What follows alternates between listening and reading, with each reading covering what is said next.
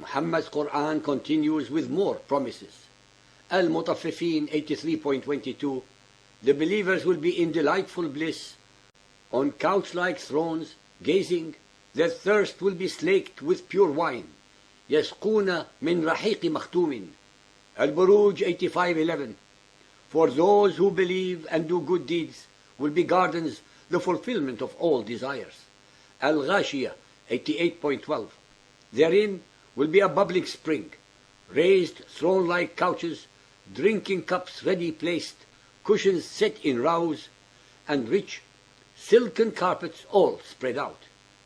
Al-Tirmidhi Hadith 3834, narrated by Al-Miqdam ibn Ma'di Qarib. Allah's Messenger said, the martyr receives 6 good things from Allah. He is forgiven at the first shedding of his blood. He is shown his abode in paradise. He is preserved from the punishment in the grave. He is kept safe from the greatest terror. He has placed on his head the crown of honor, a ruby of which is better than the world and what it contains. He is married to 72 wives of the maidens with large dark eyes, and is made intercessor for 70 of his relatives. Al-Tirmidhi 5635, narrated by Abu Sa'id. Allah's Messenger said, the faces of the first company to enter paradise on the day of resurrection will be as bright as the moon on the night when it is full.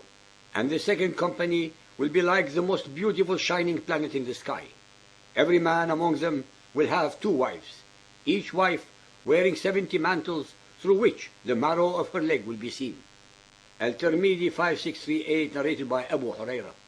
Allah's Messenger said, the inhabitants of paradise are hairless, beardless, and have black eyes. Their youth does not pass away, and their garments do not wear out. Al-Tirmidhi 5648, narrated by Abu Sa'id. Allah's Messenger said, the lowliest of the inhabitants of paradise will be he who has 80,000 servants, 72 wives. They will wear crowns, the smallest pearl of which will illuminate the space between the east and the west. Sahih al-Bukhari 4.544, narrated by Abu Hurairah. Allah's Apostle said, the first group who will enter paradise will be glittering like the moon, and those who will follow will glitter like the most brilliant star. They will not urinate, relieve nature, spit, or have any nasal secretions. Their combs will be gold, and their sweat will smell like musk. Their companions will be houris, virgins. All of them will look alike and will be 60 cubits tall, 180 feet. Muhammad, the true poor Arabian shepherd, could not conceive of a paradise without water, greenery, fruit, food, sensual and sexual pleasures, because these were the very items lacking in his life ordinarily, as well as in the lives of his kith and kin, the Bedouins. That is why he finds it unacceptable to believe in a spiritual and not a physical paradise. After all, the whole of Muhammad's religious ideas, as shown in his Quran, are anchored in the belief and the promise of a paradise enjoyed by himself and his followers in a physical sense with unlimited sensual and sexual pleasures. Had this not been the case, he would not have had any followers at all. They died for him and his ideas because they truly believed that he was the messenger of Allah who could and would intercede on their behalf to enter paradise. They sincerely believed and still believe that they will be rewarded with virgins who will be at their beck and call, as if paradise could be turned into a whorehouse for the martyred followers of Muhammad, all of them dying for the sake of Allah. Sahih al-Bukhari 7.494b, narrated by Abu Malik al-Ash'ari, that he heard the Prophet saying, from among my followers there will be some people who will consider illegal sexual intercourse, the wearing of silk, the drinking of alcoholic drinks, and the use of musical instruments as lawful. Allah will destroy them during the night and will let the mountain fall on them. And He will transform the rest of them into monkeys and pigs, that they will remain so till the day of resurrection. He will transform the rest into monkeys and pigs is the same curse that Muhammad had heaped upon the Jews who broke the Sabbath ruling. Sahih al-Bukhari 8.550, narrated by Abu Hurairah. I heard Allah's Apostle saying, from my followers there will enter paradise a crowd, 70,000 in number, whose faces will glitter as the moon does when it is full. On hearing that, Ukasha bin Mihsan al-Azdi got up, lifting his covering sheet, and said, "O Allah's Apostle, invoke Allah that he may make me one of them." The Prophet said, "O Allah, make him one of them."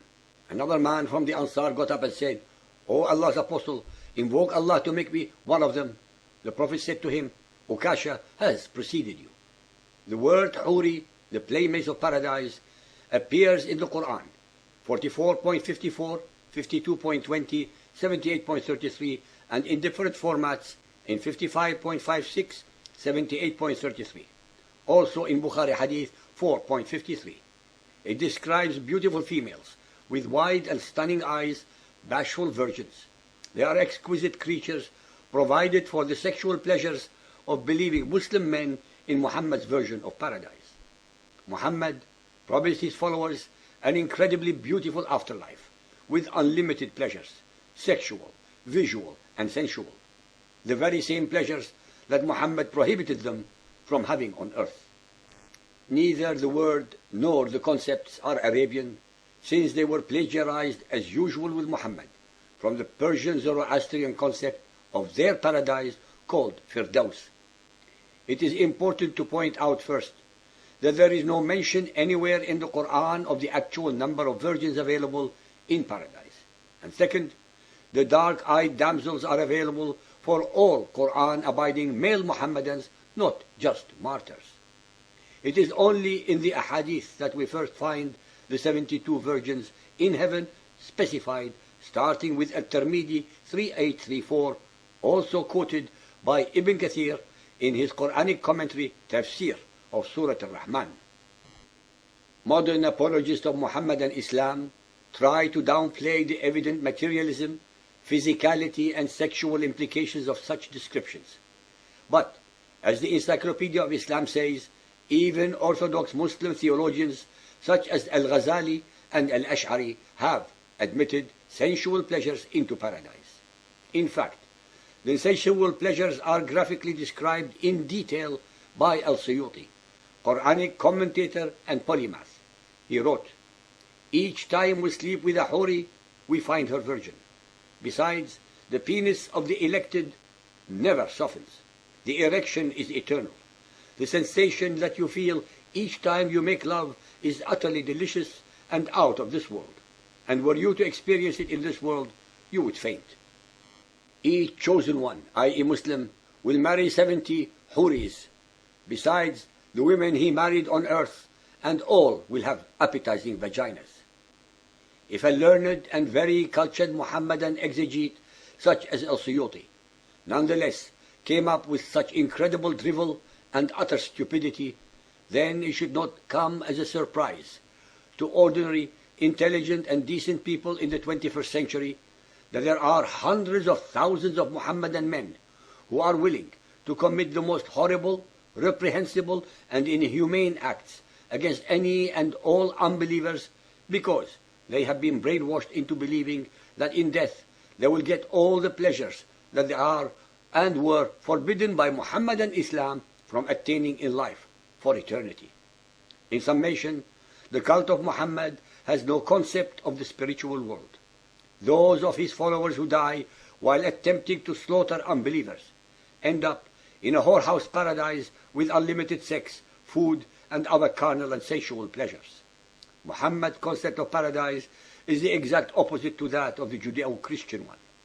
His paradise is physical and not spiritual, typical of the mental needs of the Arabian nomad, whose lack of water, food, vegetation, shade, women, and luxuries can only be reflected in an afterlife type of existence to fully compensate for all of his otherwise worldly needs on earth.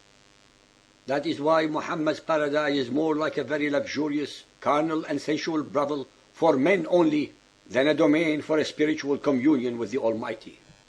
If Allah were the same as the God of Israel and Jesus, then Muhammad also usurped Allah's right, and only Allah's right and pleasure, as to who would or would not be consigned to paradise. Muhammad, with malice aforethought, and without any divine sanction anywhere in the Quran, falsely and mendaciously promised his poor, illiterate, ignorant, superstitious and gullible followers, whom he sent to fight and die for his own cause in the name of Allah and Muhammad, unlimited pleasures after death. He promised them rewards way beyond their wildest imaginings as long as they obeyed Allah, which of course by extension meant Muhammad.